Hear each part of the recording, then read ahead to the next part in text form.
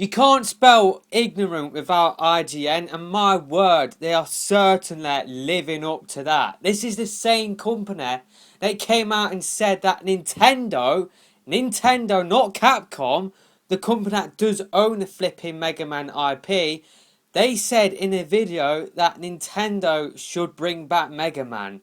They're flipping gaming journalists. They're flipping getting paid to know the basics of flipping gaming. But let's not get into that whole flipping podcast where the Sony fans talked about the Switch. Let's talk about that Switch review that IGN came out with today. They flipping scored the Switch 6.7. 6.7. Given a score for a console which doesn't have its full features yet. It's just stupid to do it. And seriously, the person reviewing the Switch, like, that was 5 minutes of flipping negative after negative after negative. This person was quick to compare, the Switch to the PS4 and Xbox One, but he didn't mention what, this Switch is about. Didn't mention how this is unique compared to the PS4 and Xbox One. This guy kept banging on and on and on about how the Switch is less powerful than the PS4 and Xbox One, but he didn't even mention that, you can take your console games anywhere, out on the go, you got HD Rumble in the flipping Joy-Cons. This guy didn't mention anything about that at all. Didn't mention the fact that, it's flexible. You can do it tabletop mode where you can put the kickstand out. It's flaming hell. We're lucky that this twat didn't moan about the kickstand like CNET, how that flipping video. Oh yeah, the kickstand is rubbish. We're just flipping pushing the Switch over, and yeah, that's the kickstand's fault. No, it's you being a flipping idiot. It's you being a flipping twat and trying to come up with stupid negatives to try and dog Nintendo and the Switch, so that you put off people from picking up the Switch, so that you can flipping make the Switch flop, so that you can come out time and time and time again over the next 4 years and come out with stupid articles like Nintendo's doomed. But yeah, IGN, they never mentioned any positives like that at all, like any flipping in your face positives, like the fact that this thing is flipping flexible. You can take it out on the go, you can play it at home, you can take the Joy-Cons out and that's it. 2 controllers right there. There and then you got local multiplayer in the box sorted. You didn't mention that at all. But yeah, let's just talk about the fact that, yeah, it's low power compared to the PS4 and Xbox One, but he didn't actually explain why, it was less powerful than the PS4 and Xbox One. It doesn't take a flipping gaming journalist to flipping mention the fact that if the Switch had flipping more power in it, then you are looking at a more expensive system. And companies and flipping journalist sites like flipping IGN, they're quick to point out the fact that the Switch is flipping expensive, but they talk about the fact that it's less powerful than the PS4 and Xbox One. Don't even flipping talk about, if it was more powerful, then you are looking at least £100 more. They're not mentioning the fact that this is a console and a handheld rolled into one, the first time that we can play console games out on the go. Don't mention that at all. Don't mention anything like HD Rumble. Don't mention anything like that is different to the competition out there. This person was saying that, the Switch is limited by using game cards instead of discs. Well, it didn't mention the positive that game cards bring, and that is, you can fit more into a game card. You can fit more into a game card, which means less installs for the end user. Apparently, game cards will offer faster loading times. Didn't mention that. Maybe at first, I think the maximum is 32 GB at first, but apparently there are going to be bigger size game cards coming in the future, and this person didn't mention that. This person mentioned stuff like lack of internal storage and short battery life, but they didn't explain the workarounds that you can get around that. So with the lack of internal storage, you can flipping go out and pick up an SD card, and that's it. You're sorted. Oh, you can't go digital only, this person mentioned. Well, you can't really go digital only on the PS4 without upgrading your storage. This person was quick to compare the Switch to the PS4 and Xbox One, but when it comes to the storage, this person didn't mention that on the PS4, you'll more than likely have to go out and pick up more flipping storage for the PS4, especially if you do have the original 500 GB model. So, yeah, it's just, quick to compare the PS4 when it suits the Switch, when it suits their argument, but when, comparing lack of internal storage and the fact that you have to pick up more storage, didn't mention the fact that, you have to do that on the PS4 and Xbox One anyway. So that's what I mean. They are quick to compare the PS4 and Xbox One to the Switch when it suits them, but not in other situations. And with this battery life, oh, it's only 3 hours when playing out on the go. Who on earth is playing? No, who on earth is playing their games out on the go for more than 3 hours at a time? And even not taking that into account, you got flipping battery packs, which everybody who is serious about gaming on the go, especially if you have played games like Pokemon Go, will have already picked up a flipping battery pack. So battery life isn't an issue. You got a battery pack there if you need it. If you're serious about playing games out on the go, then you are going to pick up a flipping battery pack. So don't mention the fact that there's workarounds to the storage and the flipping battery life because it doesn't suit them, because they want to paint the Switch to be completely negative. 5 minutes and 50 seconds or however long it was, a complete flipping nonsense. This person said that, oh, the Switch is a jack of all trades but master of none, but didn't mention anything like the portability and the fact that you can take this system, you can take console games out the go. Didn't mention anything about HD Rumble or the fact that, it's got options. You can flip in, take the Joy-Cons out for local multiplayer, or you can get a Switch Pro controller as well.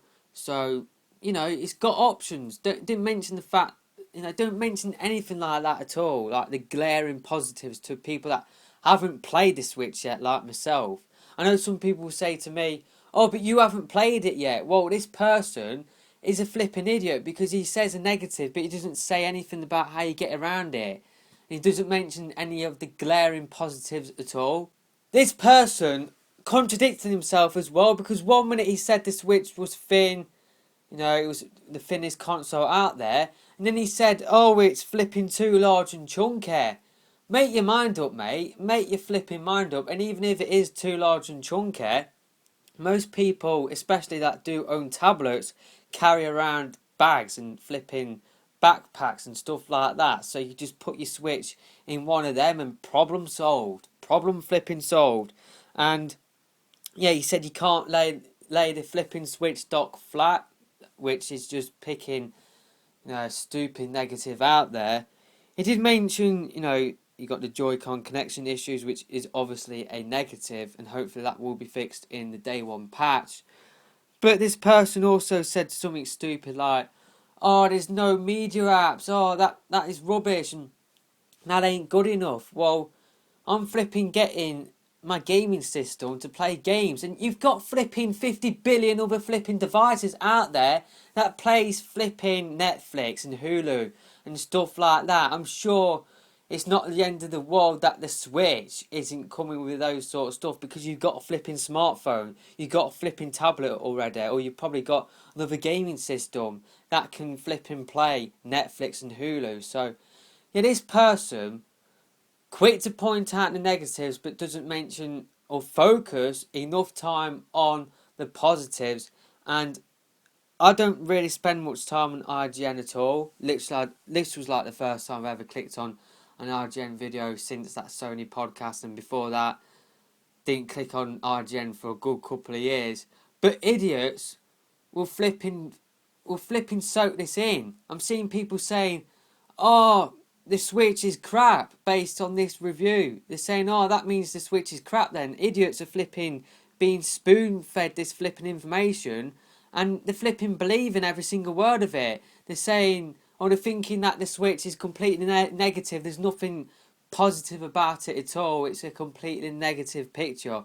And this flipping company, this flipping gaming media website, they flipping gave the Wii U a 8.0 score, they're saying that the Switch is worse than the Wii U, and that's just where I'm going to end this video now. It's like IGN and people like IGN and CNET, they're trying to come out with a completely negative picture about the Switch, trying to quell people's hype levels for the Switch, so that, you know, people don't go out and pick up the Switch, so that they are put off, so that the Switch flops, and then they can come out with stupid articles like you know, Nintendo's doomed and stuff like that. It's just, yeah, I just felt like this review was rubbish. It was completely ridiculous, and this person is a flipping gaming journalist. This person is paid to mention the whole picture. Is paid to research the whole picture. It's just not good enough how this person is being paid to put out crap like that. You know, mention the fact that there's a lack of internal storage, which, yes, that is a massive negative, but doesn't mention the fact that, you know, you can solve that by picking up more storage, and, you know, doesn't mention the fact that, you know, other consoles you will have to pick up more storage anyway. So, yeah, it doesn't mention or spend enough time mentioning the positives, like you can play console games out on the go, and, you know, the Joy-Cons, how you got really good amount of technology packed inside of it. You got gyro, you got flipping HD rumble. Doesn't mention any of that in their initial review. So yeah, I just found that completely nonsense. I felt like that was a completely biased review to try and put people off from picking up the Switch. On my channel, I'm going to come out with a review which is going to be completely honest about the Switch. I'm going to say what is positive, what is negative. So I'm going to mention stuff like battery life, how it's, you know, 3 hours, but I'm going to say, you know what, you can solve that by picking up a battery pack. I'm going to mention the fact that storage, 32 gigabytes, really it's 26.9. That isn't good enough for 2017, but you can solve that by picking up more storage. I'm going to be fair, flipping honest, and I just felt like these are flipping gaming journalists, and these people are getting paid to do that sort of work, and they're just not doing it. This person, Vince, it seems like this person isn't really a Nintendo fan, so why didn't you just give this review to a person like Jose Otoro, probably I've pronounced his name wrong. Somebody that is a fan of Nintendo will give Nintendo a fair crack. Somebody that will mention the positives and the negatives. And that is my problem with this review. Focus solely on negative after negative after negative.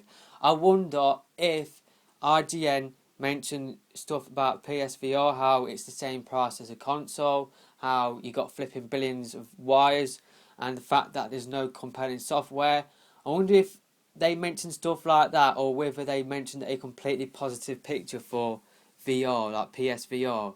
So yeah, it's just one rule for Nintendo, one rule for flipping Sony. I've said it before, say it again, and this just proves it. The focus on negatives, don't mention the positives, which is complete, utter nonsense. Am I put off by this review? No, I'm not. I'm flipping getting the Switch day one, just waiting for my Switch to be shipped. I'm not letting these flipping so-called gaming journalists put me off, because I know I'm going to have a blast playing games like Zelda. I'm going to have a blast playing ARMS with mouse control, with the upgraded mouse control. I'm going to have a blast playing Splatoon 2. I'm going to have a blast playing flipping Fast RMX. I'm going to have a blast playing Super Mario Odyssey at the end of the year. So I'm excited for the Switch because it is a new way of playing games. It is offering something different than what Sony and flipping Xbox are doing right now. It's not about graphics and how many polygons are on screen. It's about how you can make games more fun. And at the end of the day, that is what you are playing games for, to have fun. So, yeah, I'm not letting that bullshit review put me off. I'm picking up the Switch day one. And, yeah, I'm definitely excited for the Switch, and I'm really buzzing for it. Can't flipping wait. So let me know your thoughts about that flipping stupid IGN review in the comments. But that is it, and I'll see you next time.